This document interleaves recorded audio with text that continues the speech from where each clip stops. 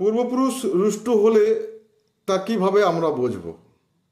আমরা অনেক সময় বলে থাকি পিতৃদোষ লেগেছে, তাই জন্য আমাদের এই অবস্থা। অবস্থা মানে উন্নতিতে বাধা, কোনো কিছু ভয়ের কারণ হয়ে দাঁড়ায়,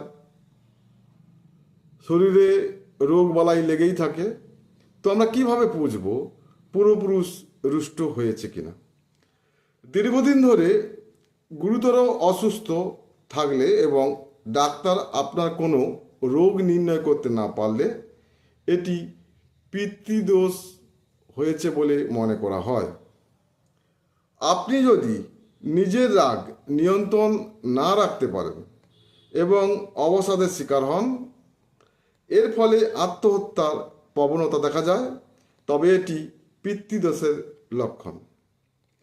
ত্বকের সংক্রমণ, বারবার আঘাত পাওয়া পিতৃদোষের কারণ হতে পারে।